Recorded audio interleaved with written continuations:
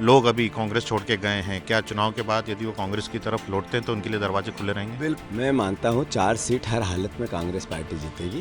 Congress party में जो लोगों ने जाना आना चालू किया वो भी एक दुख का विषय था। इसके अलावा उज्जैन, मंदसौर और हमारी खंडवा की भी अच्छी लड़ाई चल रही है। ये मुझे जिस व्यक्ति का कोई अस्तित्व नहीं, बात नहीं, भाव नहीं, उसके लिए जवाब देना मैं मूर्खता समझता हूँ। अपने बच्चे को भी हाथियों के तले रुंधवा दें अगर उसने गलत किया है। बीजेपी ने क्राइम किया है, राजनीतिक माफियागिरी की है। विचार करो आप। चौथे चरण के मतदान के लिए प्रचार का आज अंतिम दिन है और सभी पार्टियां अपने अपने स्तर पर प्रचार में जुटी हुई है। कांग्रेस जो है कहीं ना कहीं इस बार प्रदेश में चुनौती देती हुई दिख रही है। कांग्रेस के प्रदेश अध्यक्ष जीतू पटवारी अभी हमारे साथ मौजूद हैं। आज प्रचार का अंतिम दिन है, मालवा निमाड़ पर कांग्रेस का खास फोकस है। क्या लग रहा है, क्या सीटें निकल के आ सकती हैं? मैं मानता हूँ 4 सीट हर हालत में कांग्रेस पार्टी जीतेगी और बहुत अच्छा चुनाव है।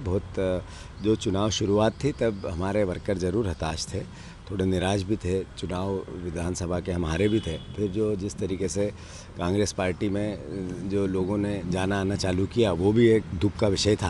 पर जब चुनाव चलते गए हमारी यात्रा बलवित होती गई। अब हमें लगता है कि 15 सीट पे हमारी अच्छी लड़ाई है, हम जीतेंगे।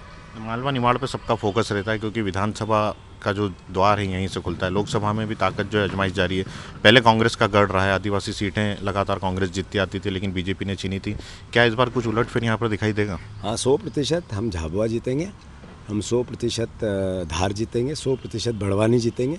इसके अलावा उज्जैन, मंदसौर और हमारी खंडवा की भी अच्छी लड़ाई चल रही है। तो मैं मानता हूं कि मालवा निमाड़ के रिजल्ट बहुत पॉजिटिव कांग्रेस के पक्ष में रहेंगे। इंदौर में अक्षय कांति बम ने नाम वापस लिया था, अभी मुश्किलें उनकी बढ़ रही है। कल उनका गिरफ्तारी वारंट जो है कोर्ट ने जारी कर दिया।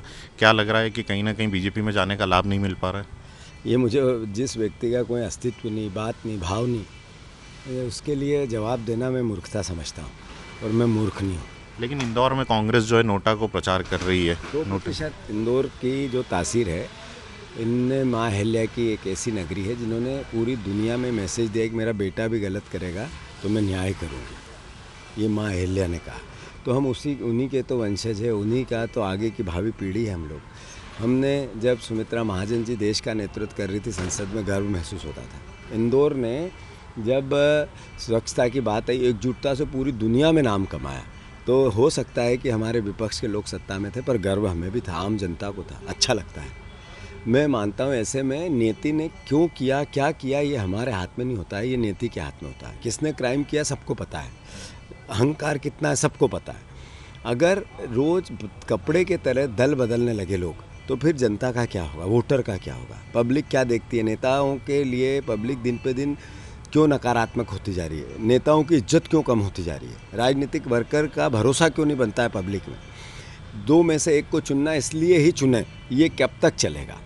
मैं मानता हूँ कि इंदौर की शहर की जनता से मैं प्रार्थना करना चाहता हूँ, आपको ये अवसर मिला है कांग्रेस बीजेपी से ऊपर उठ के कि आप पूरे देश में मैसेज दो, दुनिया में मैसेज दो कि हम वो लोग हैं जो अपने बच्चे को भी हाथियों के तले रुंधवा दें अगर उसने गलत किया तो। बीजेपी ने क्राइम किया है, राजनीतिक माफियागिरी की है। विचार करो आप कि कौन लोग हैं वो जो हिस्ट्री सीटरों को साथ में रखते हैं, कौन लोग हैं जो ज़मीन और दुकान और मकान के जो बड़े बड़े जितने भी विवादित मुद्दे होते हैं उनको सुलझाते हैं, कौन लोग हैं जिनके अहंकार कभी भी वोट के कारण वो अपने अहंकार को नीचे ही नहीं लाते हैं।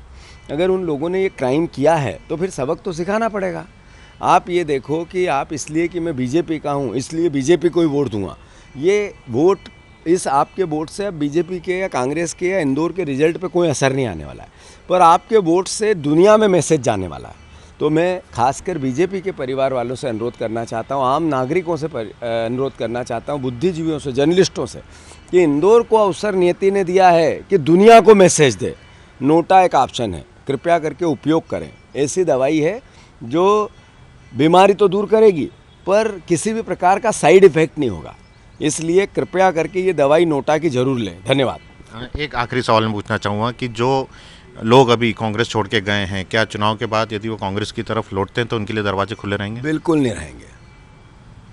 ये जो लोग इस समय दर्द दे के गए, दुख दे के गए, एहसान फरामोशी करके गए, अब इनके लिए यहाँ रास्ते नहीं हैं। अब यहाँ नए लोग आएंगे डेवलप होंगे, नया संगठन बनेगा, नया विचार आएगा जो स्ट्रेंथन देगा हमारी आइडियोलॉजी को।